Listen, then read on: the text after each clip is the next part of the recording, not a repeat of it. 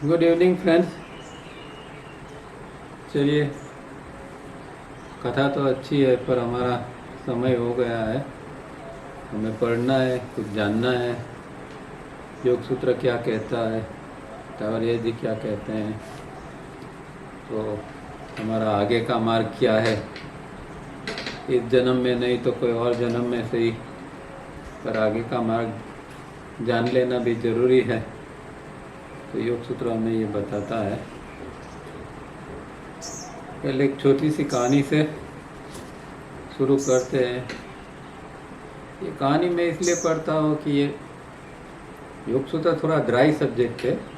कई लोगों को ऐसा लगता है, सबके लिए ड्राई नहीं है, पर थोड़ा मुश्किल तो है। तो थोड़ा पहले ज़रा एक हल्का सा वातावरण बना के शुरू करेंगे तो कहानी से भी हमें कुछ ना कुछ जानना समझना तो मिलता है। तो हम अभी जो योग सूत्र में विभूति पाठ पढ़ रहे हैं, वो विभूति का मतलब ही सिद्धि होता है। और योगी जब धारणा ध्यान समाधि में आगे बढ़ता है, वैसे वैसे उसको अलग अलग प्रकार की सिद्धियाँ मिलती जाती है। और सिद्धि जो है वो योगी की अवस्था बताते हैं कि ये सिद्धि उसने प्राप्त की तो यहाँ तक तो ये पहुँचा हुआ है। हालांकि तावरे जी बार बार कहते हैं कि सिद्धि तो एक खिलौना जैसी है, उसे खेलने लगोगे तो फिर फंस जाओगे, तो ये भी ध्यान में रखना है। पर हमारे जो ऋषि मुनि थे, इस प्रकार की बहुत सारी सिद्धि उनके पास भी थी। इसीलिए हम कथाओं में सुनते हैं कि जब कोई ऋषि वरदान या शाप देता है तो वो घटित होता है, उसका फल मिलता है। और कुछ योगी तो कुछ ऋषि तो इतने एडवांस थे कि इंद्र तक को भी शाप दे सकते थे। और ऐसी ही एक कथा है सती अहल्या और गौतम ऋषि की।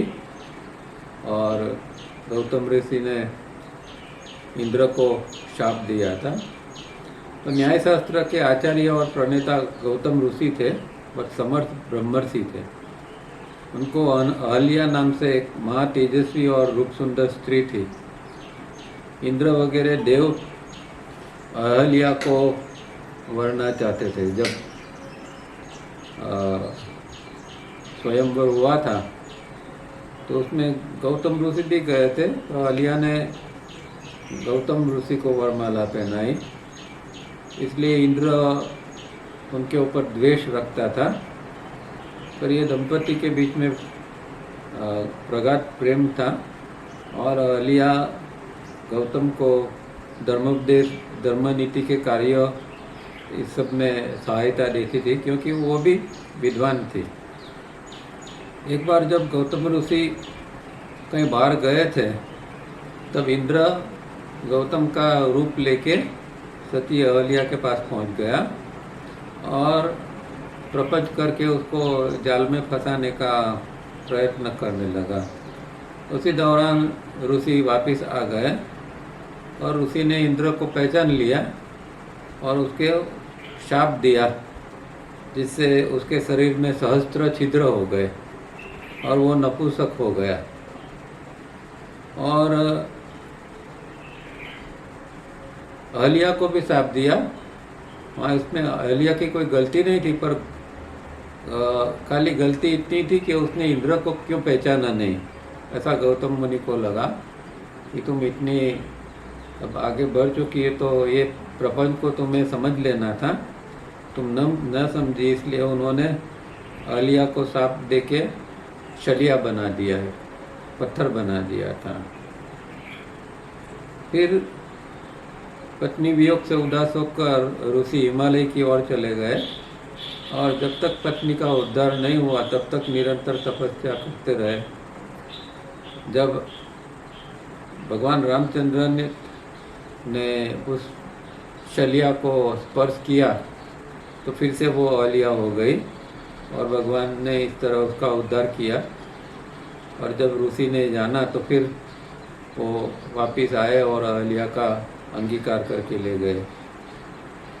और उस दौरान कहते हैं कि 15 साल तक अनावृष्टि हुई थी, दुष्काल पड़ा था। तो सब ऋषि मुनि, सब ब्राह्मण वगैरह गौतम ऋषि के शरण में गए थे, और गौतम ऋषि ने गायत्री माँ को प्रार्थना की थी। तो गायत्री माँ ने उनको प्रत्यक्ष दर्शन देके एक पूर्ण पात्र दिया था कि जिसके अंदर से अपने आप में जो जरूरी चीज़ें हैं वो उसमें से निकलती रहती थी। और कहते हैं कि ब्राह्मणों ने गायत्री मंत्र का पुरस्चरण वहाँ किया था। तो गायत्री माँ सुबह में 3 समय दर्शन देने आती थी। सुबह में वो बाला स्वरूप में आती थी, दोपहर में नवयौवना के रूप में आती थी, और संध्या समय वृद्धा के रूप में दर्शन देने आती थी। तो इस तरह हमारे ऋषि मुनि थे, वो बड़े एडवांस थे, आगे बढ़े हुए थे, और इनकी एक कथा है। चलिए फिर से योग सूत्र पढ़ते हैं। अब विभूति पाठ ही चल रहा है, इसमें देखते हैं पेज नंबर 287। लास्ट टाइम हमने विभूति पाठ का 12वां सूत्र देखा था। आज 13 सूत्र जो है वो देखते हैं। Page number 287। Through this process, the aspects of every object are known, their characteristics or form, their symbolic nature and their specific use in time condition, stage of development are known and realized. अब संस्कृत में क्या कहते हैं और इसका अर्थ क्या है ये समझते हैं। तो इसके अंदर 3 प्रकार की अवस्था का परिणाम बताया है। एतेन भूतेन्द्रियेषु धर्म लक्षण अवस्था परिणाम व्याख्याता। एतेन मतलब उससे, मतलब कि आगे का सूत्र में जो बताया है चित्त परिणाम, एकाग्रता परिणाम, जो हमने लास्ट सूत्र में देखा था कि चित्त का परिणाम क्या है, कि तो एकाग्रता परिणाम है चित्त का। तो उससे चित्त एकाग्रता परिणाम होने से क्या होता है, उससे आगे क्या फायदा मिलता है। तो वो कहते हैं कि एतेन मतलब उससे भूतेन्द्रियसु 5 भूत तथा सब इंद्रियों में होने वाले धर्म लक्षण अवस्था परिणाम, धर्म परिणाम, लक्षण परिणाम और अवस्था परिणाम व्याख्याता मतलब सिद्ध होता है। तो ये 3 परिणाम की बात है कि जब ये चित्त के जब एकाग्रता परिणाम होता है, उसके बाद में ये धर्म परिणाम मिलता है, लक्षण परिणाम मिलता है और अवस्था परिणाम मिलता है। अब तावरिया जी ने जो यहाँ इंग्लिश में कहा है उसमें ये 3 शब्दों का अलग अर्थ किया है। जैसे हमने देखा कि through this process the aspect of every object are known their characteristics. तो जो यहाँ हमने धर्म परिणाम देखा है, तो वो नहीं, जो लक्षण परिणाम है वो ये है the characteristics, their symbolic nature, और उसका जो अवस्था परिणाम है वो सिंबॉलिक नेचर है, एंड देयर स्पेसिफिक यूज, वो धर्म परिणाम in time condition stage of development are known and realise. मतलब पूरा अर्थ ये है कि इस प्रक्रिया के द्वारा हर एक पदार्थ का पहलू ज्ञात होता है और उनकी लाक्षणिकता यानी कि स्वरूप, उनके प्रतीकात्मक स्वभाव जो नेचर, सिंबॉलिक नेचर है वो, और उनका समय अनुसार उसका उपयोग, मतलब कि विकास की श्रेणी, कौन से विकास की श्रेणी में ये चीज़, ये पदार्थ है, वो जानने में और अनुभव में आता है। तो ये 3 प्रकार की जो स्थिति है वो जाना जाता है।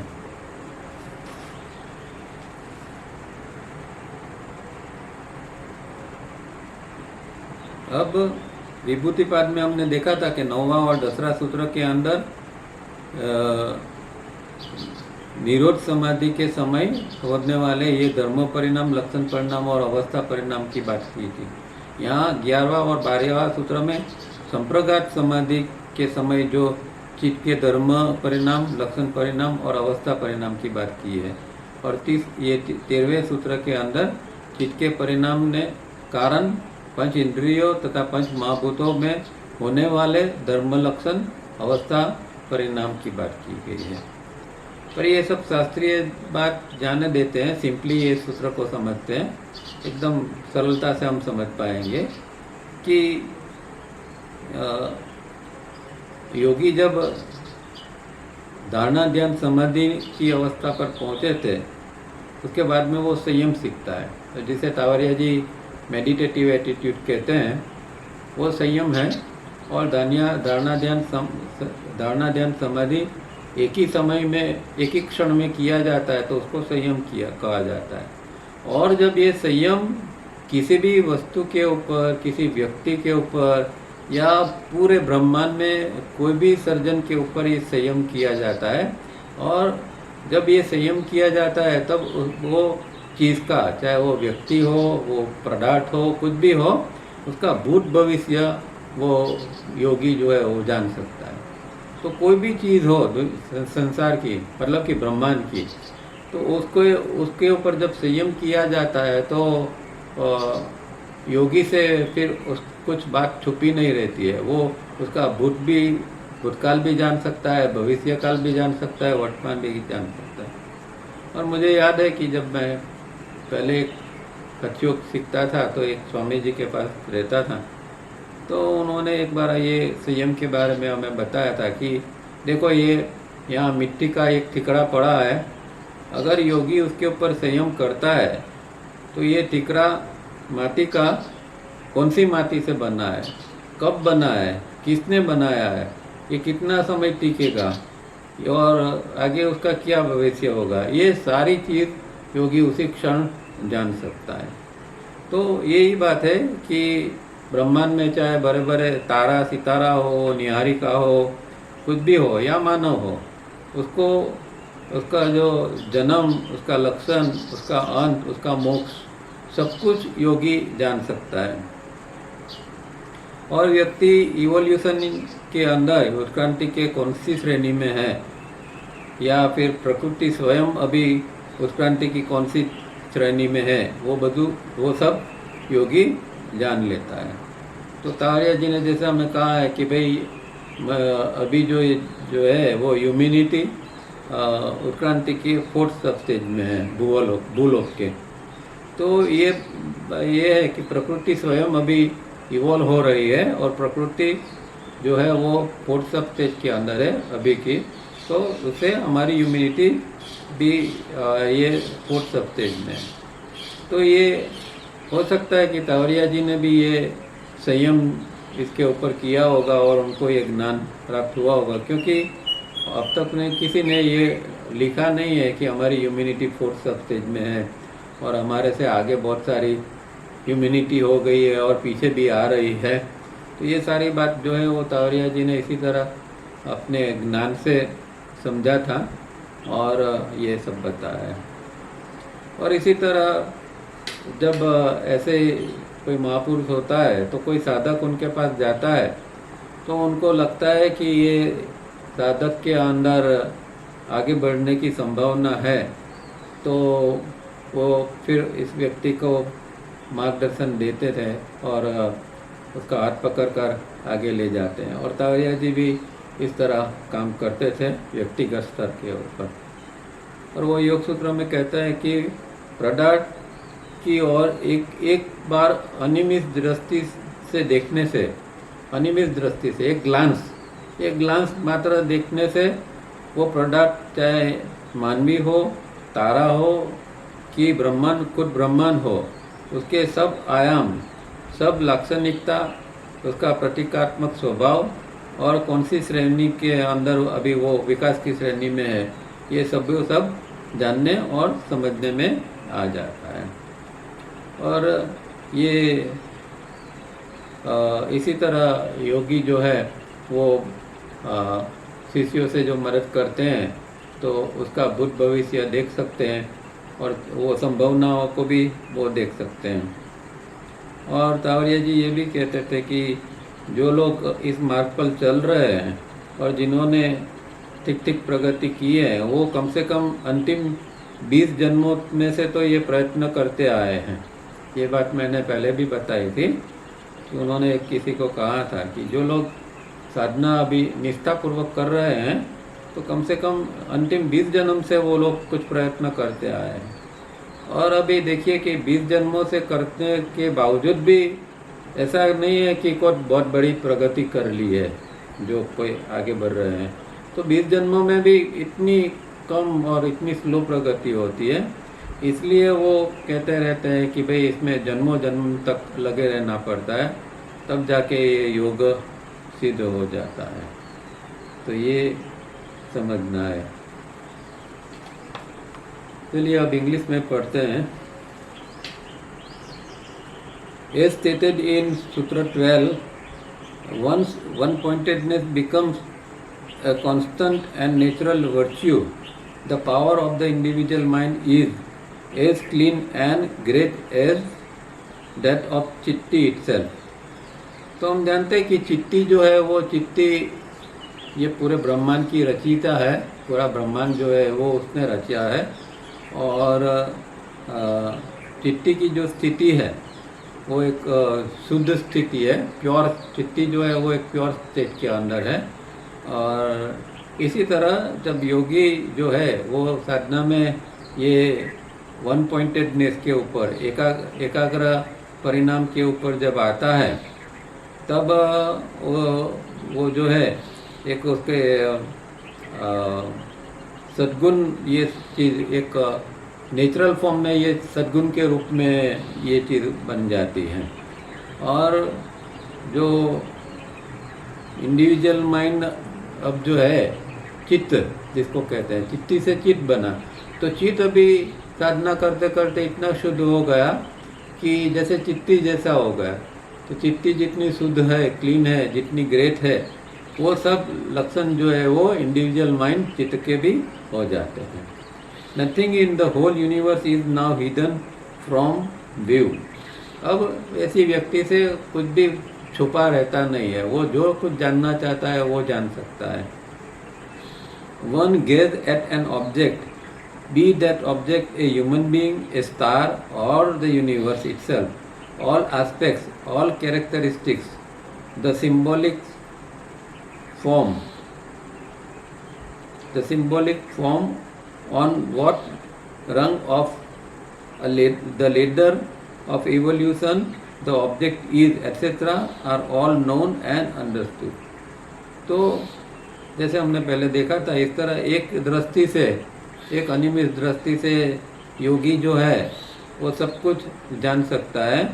और वो चाहे वो व्यक्ति हो, व्यक्ति के बारे में हो, या कोई तारा हो या ब्रह्मांड हो, उसके बारे में, उसके सब पहलू जो है, सब एस्पेक्ट्स है, उसके क्या कैरेक्टरिस्टिक्स है, लक्षण क्या है, उसका सिंबॉलिक फॉर्म क्या है, तो प्रतीकात्मक जो उसका ये है फॉर्म वो, और वो इवोल्यूशन के ऊपर कौन सी श्रेणी में है, कौन सी जगह पर वो व्यक्ति या वो चाहे स्टार हो, निहारिका हो, कुछ भी हो, क्योंकि सब इवोल्यूशन में है, तो ये सब कौन से स्टेज के ऊपर है वो सब कुछ ये योगी जान सकता है और समझ सकता है।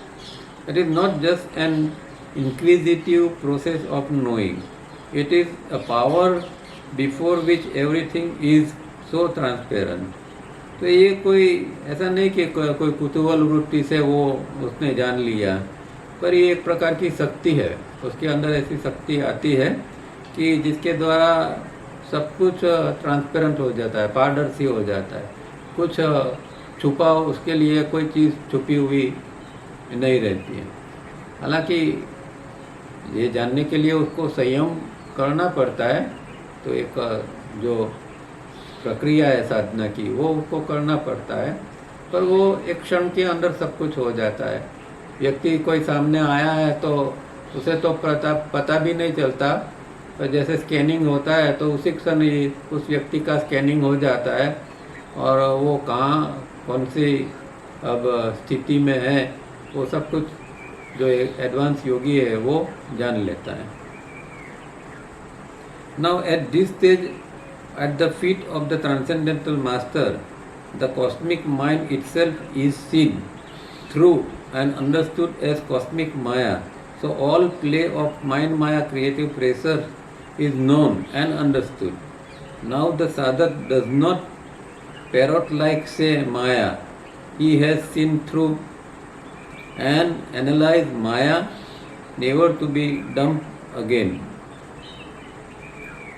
तो ये अब ये साधक इतनी अवस्था पर पहुंचा है क्योंकि उसने अपने ट्रांसेंडेंटल मास्टर, जो उसके अंदर का गुरु है, ईश्वर है, आत्मा है, उसके चरण में बैठकर उसने जो सीखा है उसके द्वारा वो जो है वो कॉस्मिक माइंड जो है उसको भी वो देख सकता है और कॉस्मिक माइंड को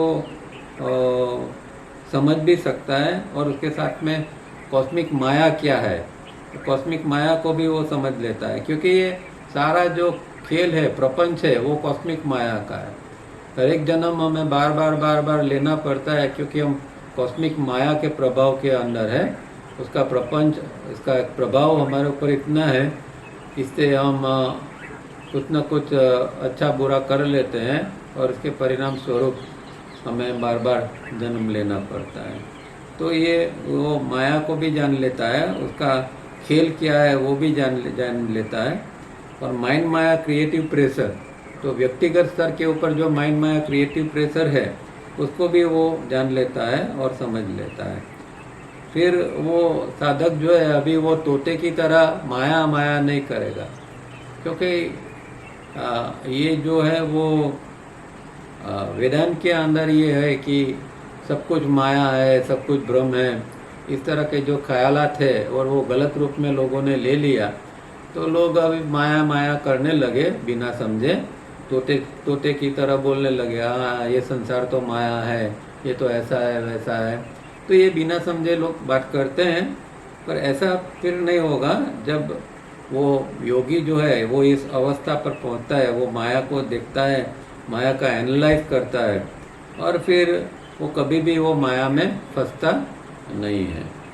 तो ये सूत्र हमें ये बताता है कि ये तीन जो चीज़ है, कैरेक्टरिस्टिक्स, सिंबॉलिक नेचर और उसका जो टाइम कंडीशन क्या है या उसका डेवलपमेंट क्या है, ये सारी चीज़ हमें ये संयम करने से या एकाग्रता परिणाम से प्राप्त होती है। अब आगे का सूत्र लेते हैं 14। The characteristics of every object are acquired, manifesting और लेटन। तो ये सूत्र अब उसके साथ में है कि कोई भी पदार्थ है उसकी जो लाक्षणिकता है वो चाहे भूतकाल के अंदर की हो, चाहे वो प्रकट रूप में हो या फिर अप्रकट रूप में हो, लेटन डोरमेंट स्वरूप में हो। तो ये तीन अवस्था जो है वो हर एक पदार्थ होते हैं, उसकी लाक्षणिकता इस तीन चीज़ों में होती है। मतलब वो भूतकाल में है, भविष्य काल में है या अब ये प्रकट हो रहा है, तीन अवस्था जान सकते हैं। तो संस्कृत में महर्षि क्या कहते हैं वो भी देखते हैं।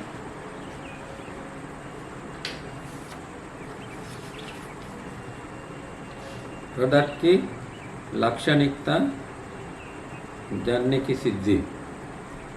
शांत, उदित, अव्यपदेश, धर्मानुपाती, धर्मी। अर्थात शांत मतलब अतीत भूतकाल, उदित मतलब वर्तमान काल, अव्यपदेश्य धर्म मतलब भविष्य में आने वाला धर्मों, अनुपाती मतलब जो व्याप्त है इस तरह का, व्याप्त रहते हैं, क्योंकि वो धर्मी मतलब मूलभूत पदार्थ। तो अर्थ ये है कि प्रत्येक पदार्थ की अतीत, यहाँ जो शांत शब्द है संस्कृत में, उसका मतलब अतीत, प्रगत मतलब कि उदित, और अप्रकट मतलब भावी लाक्षणिकता होती है, जो तावरिया जी ने कहा है इसका। The characteristics of every object are acquired, manifesting और लेटेंट। तो जैसे हमने देखा था कि पिछले सूत्र में कि संयम के द्वारा पदार्थ के हर एक जो पहलू है वो हम जान सकते हैं और उसकी लाक्षणिकता वगैरह जान सकते हैं। उसके अनुसंधान में ही ये सूत्र है कि अब संयम का अभ्यास करने से वो पदार्थ भूतकाल में कैसा था, वर्तमान में किस तरह का है और भविष्य में कैसा होगा, वो सब भी जान सकते हैं। तो ये सूत्र में वही बात आगे ले गई है। दूसरी ओर कहें तो हर एक पदार्थ के 3 धर्म हैं, उसकी अतीत अवस्था मतलब कि भूतकाल की अवस्था, उसकी प्रकट अवस्था और उसकी भविष्य में होने वाली अवस्था। अतीत अवस्था में उसका भूतकाल हम जान सकते हैं, प्रकट अवस्था में वर्तमान काल और सुषुप्त अवस्था में भविष्य काल उसका जान सकते हैं। यहाँ सूत्र में देखेंगे तो 2 टेक्निकल शब्द है, धर्म और धर्मी। धर्म मतलब स्वभाव या अवस्था। तो प्रत्येक वस्तु की 3 अवस्था होती है, वो हमने देखा। और धर्मी मतलब पदार्थ का मूलभूत द्रव्य क्या है, जो पदार्थ है उसका द्रव्य मतलब वो ओरिजिनल किस चीज़ से बना है। जैसे कि जल जो है तो उसे बर्फ बन जाता है, और माटी का बर्तन है, माटी जो है उसे बर्तन भी बनते हैं। तो बर्फ और बर्तन जो है वो धर्मी है, और जल और माटी द्रव्य रूप मतलब ओरिजिनल स्वरूप में ये होते हैं। और यह जब ये उदित होते हैं मतलब कि प्रकट होते हैं, तब वो नया रूप ले लेते हैं। जब बर्फ पिघल जाता है तो फिर से पानी बन जाता है, और जब घड़ा जो है वो फूट जाता है तो फिर से वो माटी बन जाता है। तो वो स्वरूप भी इस तरह बदलते रहते हैं। तो ये तावरिया जी कहते हैं कि ये पूरा खेल जो है वो प्रकृति के 3 गुणों का है। सत्व रजस तमस जो है उसका जो कॉम्बिनेशन और परम्यूटेशन जो होते हैं, और उसके द्वारा जो पॉसिबिलिटीज और प्रोबेबिलिटीज होती है, इसका ही ये सारा गुण होता है। और ये जो बात है वो तावरिया जी उसका एक कोई लेक्चर में उसका उदाहरण देते थे कि भाई ये ऋषि मुनि जो हमारे त्रिकाल ज्ञानी थे, तो वो इसी तरह ये उनको त्रिकाल ज्ञान होता था। और वो ऐसा कहते थे कि मानो कि वो कोई द्वापर युग का ऋषि है, तो अपने शिष्यों को कहता है कि कलयुग में इस समय इस जगह पर मैं तुम्हें मिलूँगा। मतलब हजारों साल के बाद कब कौन किस जगह मिलने वाला है वो भी ऋषि मुनि जानते थे। तो ये एक त्रिकाल ज्ञान इस तरह वो लोग प्राप्त करते थे, और उनके लिए भूत भविष्य ऐसा कुछ अलग नहीं था, वो एक ही लाइन में सब कुछ देख सकते थे। और यहाँ तावरी जी आगे ये भी कहेंगे कि ये सब सिद्धि जो है वो लोग कहते हैं कि भाई शिव जी का जो तीसरा नेत्र है, थर्ड आई है, वो खुलती है तो सिद्धि प्राप्त होती है। पर तावरिया जी कहते हैं कि ये जब अंदर का तीसरी आँख खुलती है तब भूत भविष्य इस तरह जान सकते हैं, पर शिव जी का कोई तीसरा नेत्र ही नहीं था, क्योंकि सिद्धि के लिए ऐसी कोई नेत्र की जरूरत ही नहीं है। जब साधक प्रत्येक दर्शन या स्वाध्याय, जिसको हम स्पिरिचुअल रीडिंग भी कहते हैं, वो अवस्था पर पहुंचता है, तो वो खुली आंखें भी सब कुछ देख सकता है, जान सकता है, भूत भविष्य सब कुछ जान सकता है। और ये डायग्राम 3B की अवस्था इसको हम कह सकते हैं। अब इंग्लिश में देखते हैं। Prakriti is matter, a combination of the three gunas in some particular combination and permutation out of the nearly infinite number of possibilities and probabilities. तो यही बात है कि जो प्रकृति के अंदर जो पदार्थ है, वैसे प्रकृति खुद पदार्थ है और उसके अंदर जो तीन गुण है, उसके तीन गुणों का जो कॉम्बिनेशन और परम्यूटेशन बनता है, कुछ संयोजन बनता है और उसके कारण अनंत संभावनाएं बनती है। तो वो जो है वो पदार्थ की जो है वो जो मैटर है उसकी संभावना बनती है। मतलब कि ये भविष्य में ऐसा भी हो सकता है, ऐसा भी हो सकता है। और तीन गुण जो है वो तीन गुण का कॉम्बिनेशन किस तरह बना है, मतलब वो पदार्थ है उसके अंदर सत्वगुण ज़्यादा है, रजोगुण ज़्यादा है या तमोगुण ज़्यादा है, या तीनों के अंदर किस तरह का कॉम्बिनेशन बना है। ये सत्व रजस तमस का कॉम्बिनेशन हजारों रूप में बन सकते हैं। तो प्रोडक्ट के अंदर किस तरह का ये बना है या क्या चीज़ ज़्यादा है, उसके मुताबिक उसकी लाक्षणिकता वगैरह होगी। तो ये इस तरह जो है वो फिर प्रोडक्ट की संभावना बनती है कि भाई ये किस तरह आगे इसका क्या स्वरूप हो सकता है। As such some may be active and some dormant, this are the characteristics referred to. तो यहाँ जो कैरेक्टरिस्टिक्स बताई है वो इस तरह है कि वो एक्टिव भी हो सकते हैं। वो जो पदार्थ है उसके अंदर तीन गुण के जो बना है वो सक्रिय रूप में भी हो सकते हैं या निष्क्रिय रूप में भी हो सकता है। इसको हम जैसे कि माटी की चीज़ है तो वो निष्क्रिय रूप में हो सकती है, कोई जीवित पदार्थ है तो वो सक्रिय रूप में हो सकती है। पर बने तो ये सब, चाहे वो जीवित है या जिसको हम निर्जीव कहते हैं, सारी चीज़ें जो बनी है ये तीन गुणों के कॉम्बिनेशन से ही बनी है। मनुष्य और दूसरी चीज़ों के अंदर खाली अंतर यही है कि कॉम्बिनेशन किस प्रकार का है। बाकी बने तो सारी चीज़ें, ये जगत की कोई भी चीज़ है ये कॉम्बिनेशन से ही बनती है तीनों गुणों का। The disciple is on the threshold of receiving many psychic powers. It is the normal powerful state of the disciple. Any object, whether inanimate, living or a human being, can be known in all its characteristics from the dim past to the distant future. Even latent powers or characteristics can be read. In an acorn is seen the fully grown oak tree. तो ये जो disciple है अब बहुत सारे psychic powers को प्राप्त करने की अवस्था के अंदर ये पहुंच गया है। और ये जो है वो पावर का जो एक नेचुरल स्टेट है, नॉर्मल स्टेट है, एक सहज अवस्था है। और ये डिसाइपल की एक ऐसी सहज पावरफुल अवस्था होती है कि जिसके अंदर उसके पास साइकिक पावर्स आने लगते हैं।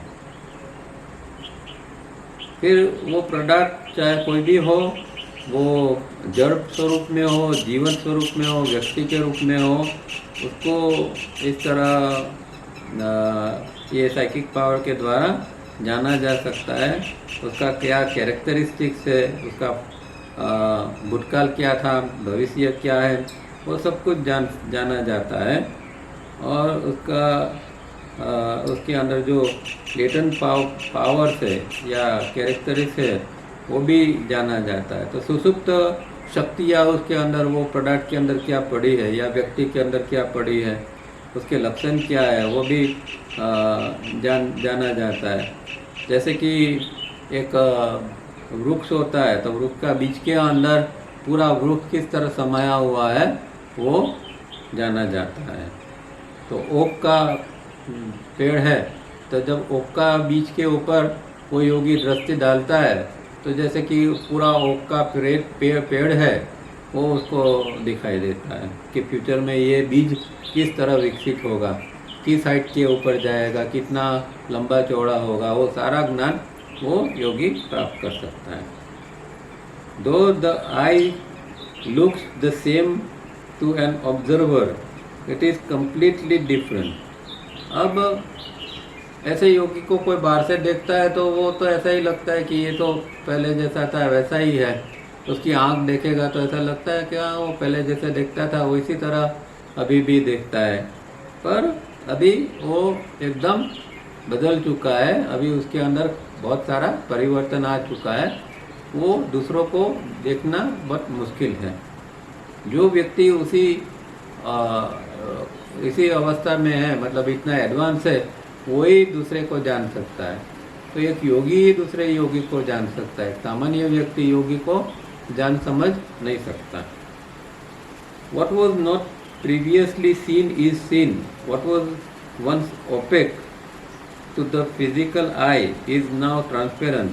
In this state, one is credited with the third eye. This is fiction.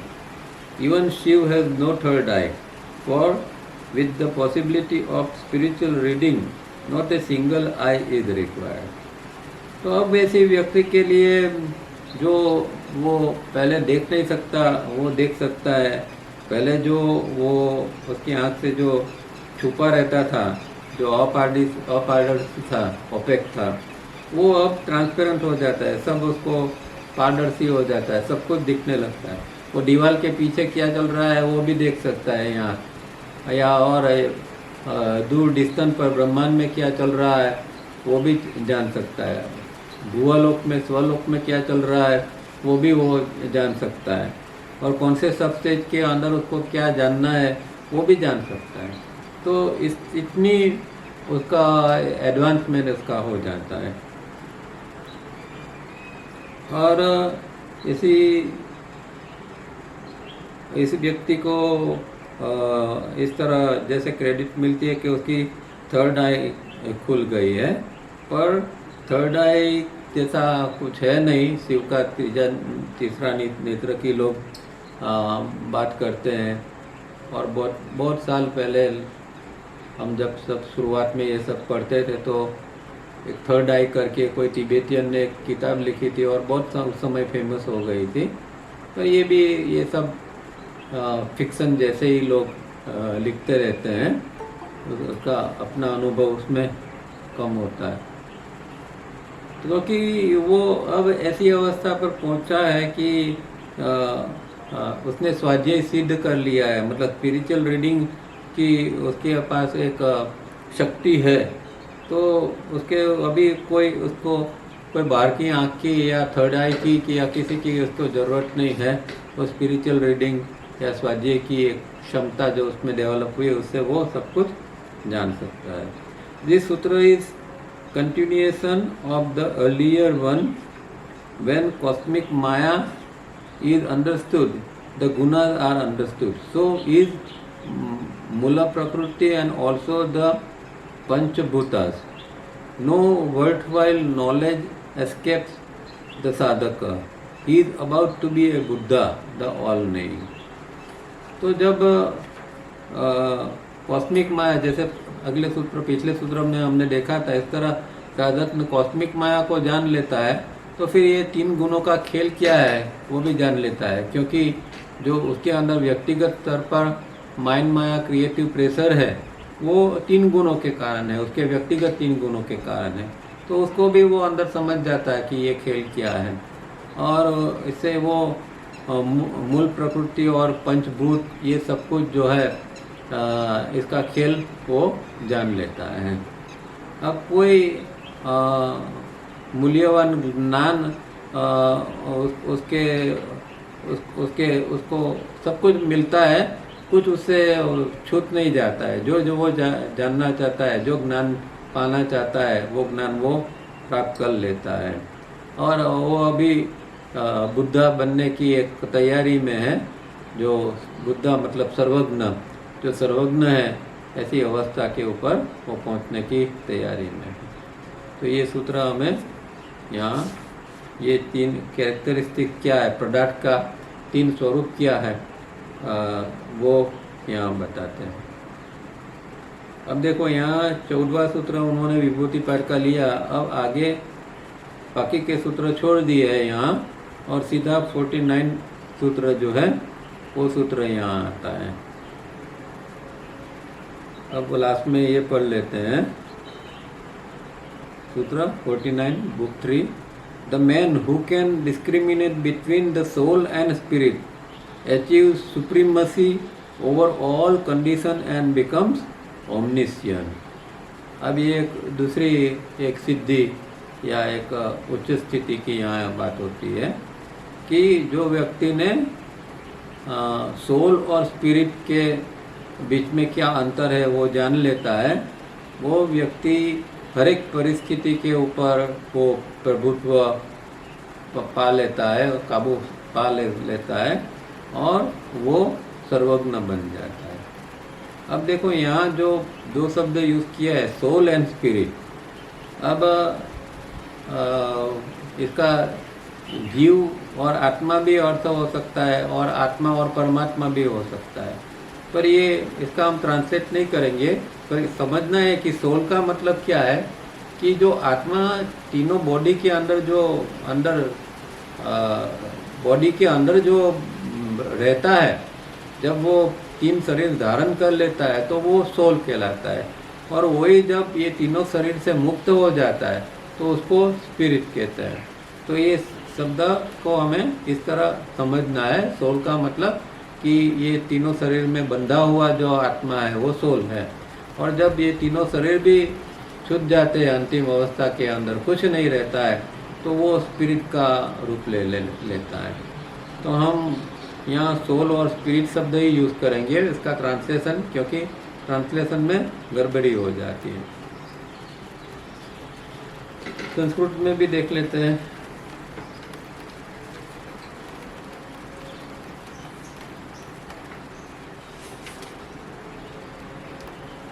सर्वज्ञता की सिद्धि।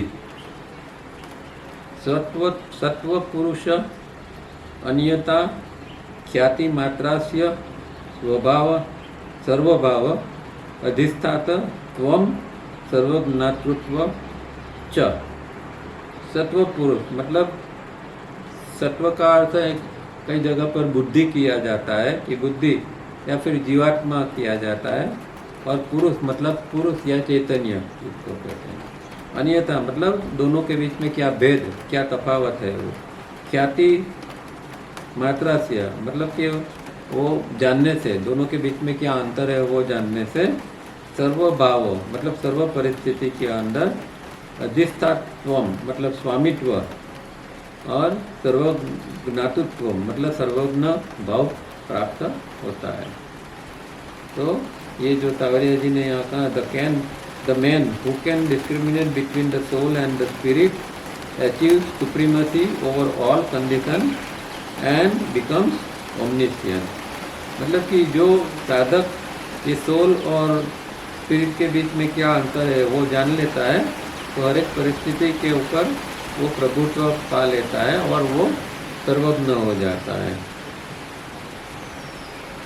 तो यहाँ सर्वज्ञता की बात है, और थोड़ी परंपरागत जो बात है उससे थोड़ी अलग रूप में तावरिया जी ने यहाँ उसको लिया है।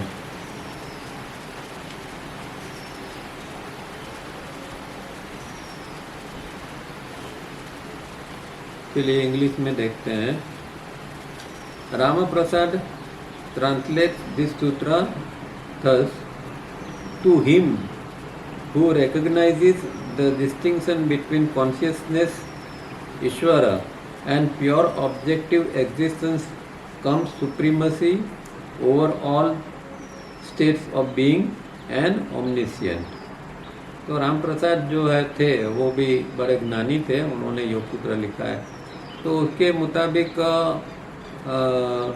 जो व्यक्ति ये कॉन्शियसनेस मतलब अंदर का ईश्वर जो है, और प्योर ऑब्जेक्टिव एग्जिस्टेंस मतलब कि जो भौतिक अस्तित्व है, यानी कि जिसको हम शरीर वगैरह कह सकते हैं, जीव कह सकते हैं या बॉडी कह सकते हैं, तो वो दोनों के बीच में क्या अंतर है वो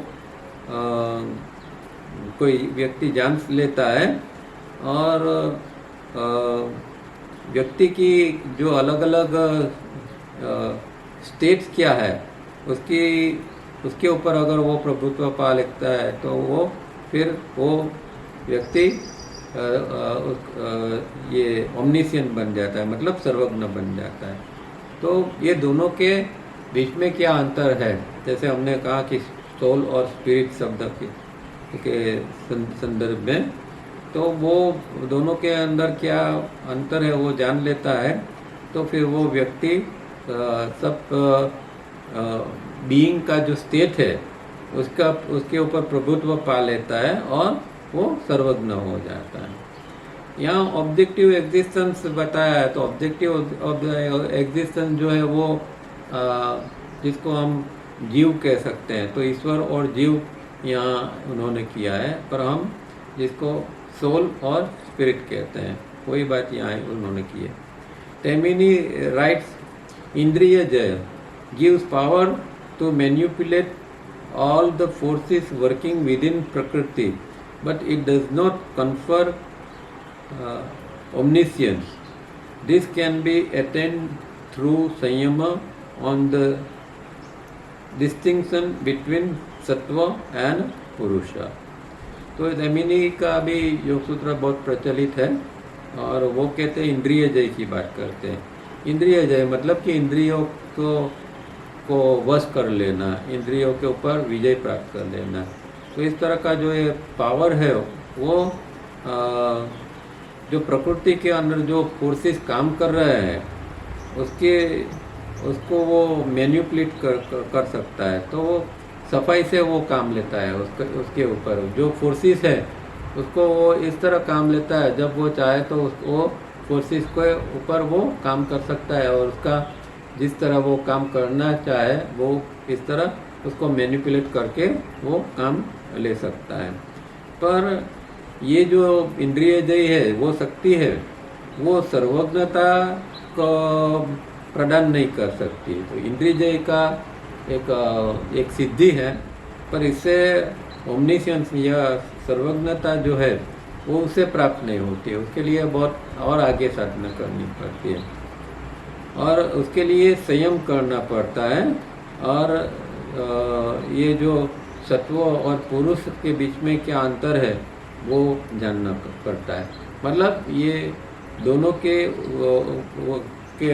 संयम के द्वारा ये दोनों के ऊपर क्या तफावत है वो व्यक्ति जान सकता है। दिस सूत्र is not quite easy to understand because only Ishwar the Gurudeva can explain the hidden meaning. वैसे सूत्र को समझना थोड़ा कठिन है, हम क्योंकि अभी हम आत्मा क्या है वो नहीं जानते, इवन जीव क्या है, हम जीव के रूप में जीते हैं फिर भी जीव क्या है वो हम नहीं जान सकते। जीव की प्रेजेंस, जो प्रेजेंस की बात करते हैं तो हम प्रेजेंस का भी अनुभव नहीं करते, तो जीव के स्तर पर भी हम ठीक रूप से अभी तो जान समझ नहीं सकते। तो आत्मा क्या समझने की तो बात ही दूर है, और परमात्मा तत्व क्या है उसको तो समझना इससे भी और दूर की बात हो जाती है। पर ईश्वर गुरुदेव अगर उसके इस सूत्र को समझाता है तो ही समझ में आता है। We have a vague idea of the soul and to us there is no difference between soul and spirit. तो हमें ये जो जीव है या आत्मा है उसके बारे में कोई स्पष्ट हमारे पास कोई आइडिया है नहीं, हमारा स्पष्ट ख्याल नहीं है कि ये सोल क्या है, स्पिरिट क्या है, जीव क्या है, आत्मा क्या है, परमात्मा क्या है, वो हमें कुछ पता नहीं है। So long as Ishwar is within a body brain system and communication is not established, Ishwar और divine fragment is called a witness और द सोल। तो जो हमारे बॉडी ब्रेन सिस्टम के अंदर ये जो हमारा ईश्वर आत्म तत्व जो बैठा है अंदर बंधा हुआ है, और जब तक उसके साथ में हम कम्युनिकेशन नहीं कर सकते हैं तब तक वो जो है वो डिवाइन फ्रेगमेंट या ईश्वर जो है वो विटनेस या सोल के रूप में रहता है। उसको विटनेस दृष्टा कहा जाता है या सोल या जीव कहा जाता है। When the disciple has reached the stage of conscious that and though in human form has progressed and passed the sub-stages of Bhu, Bhuva and Swa by right practices under the guidance of Ishvara, the Gurudeva, and the body-brain system has reached the state of pure awareness, Chitti, the soul is free to return to its celestial home, Tapa, divine wholeness. At that stage, it assumes the status of spirit, divine spirit. But this boon Ishvara bestows to the disciple who works even harder to release the soul to the status of spirit.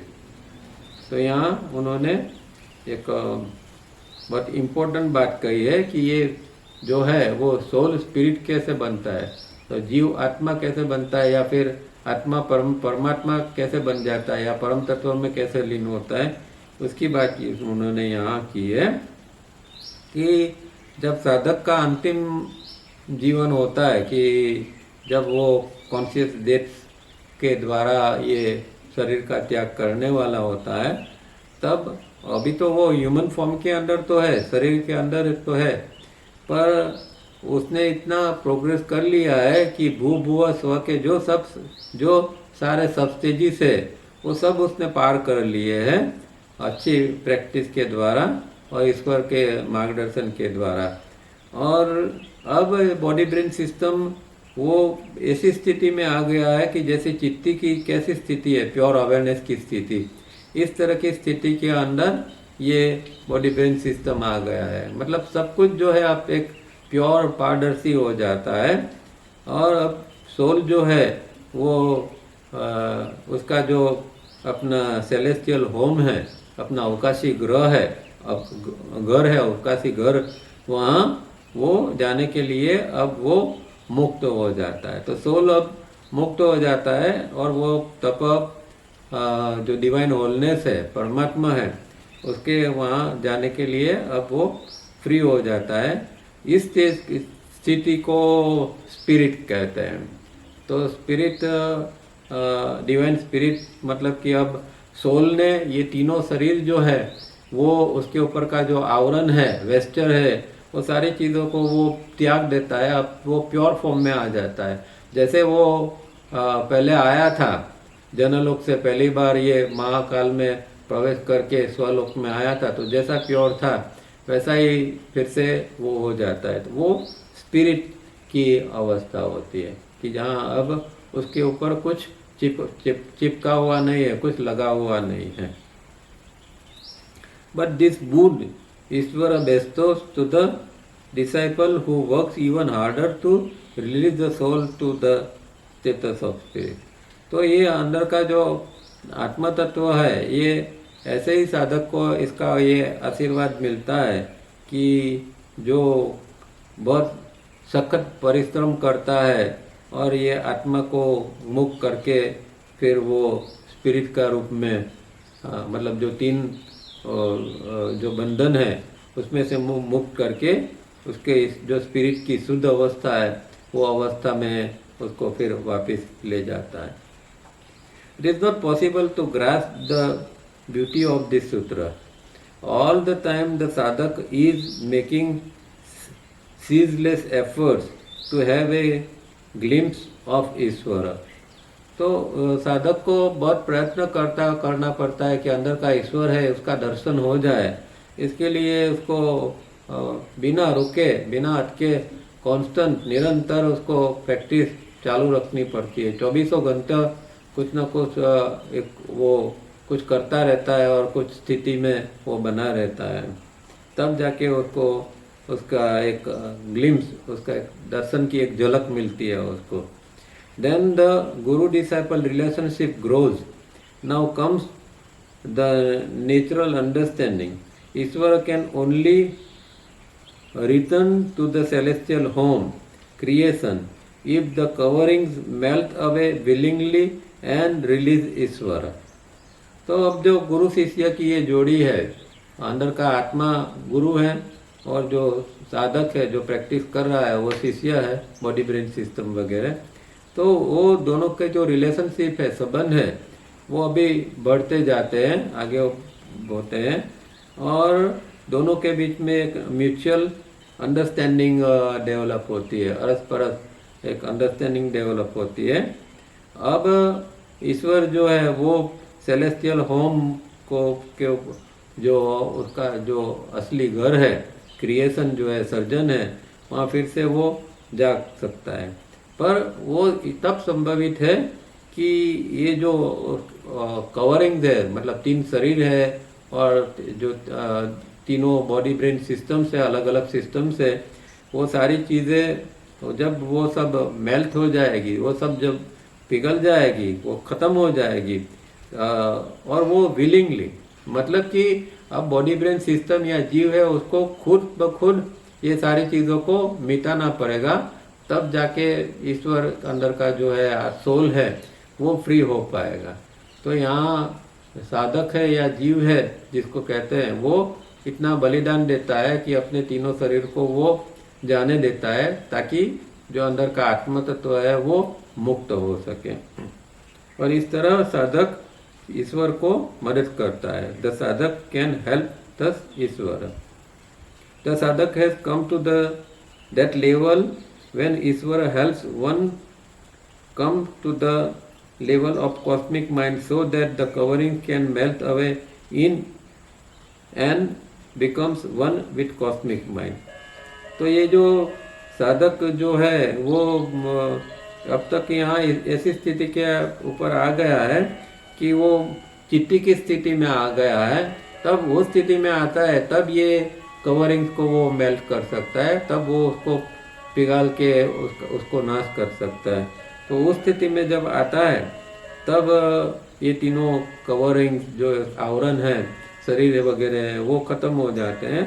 और इस तरह समझो कि साधक भी ईश्वर को मदद करता है। यहाँ पहले ईश्वर ने उसको मदद की ये चिट्ठी तक पहुँचने की, अब साधक खुद इसको ईश्वर को मदद करता है, मतलब जो अपने जो शरीर वगैरह है उसका वो नष्ट कर देता है ताकि ईश्वर मुक्त हो सके। The soul to get its true mukti and return to the celestial home creation, the disciple at the appointed point in time embraces that consciously. तो लास्ट में चले जो साधक है वो एक निश्चित समय के ऊपर जो कॉन्शियस दैट को गले लगाता है और ये सब चीज़ों को छोड़ देता है, ताकि फिर आत्मा अपने सेलेस्टियल होम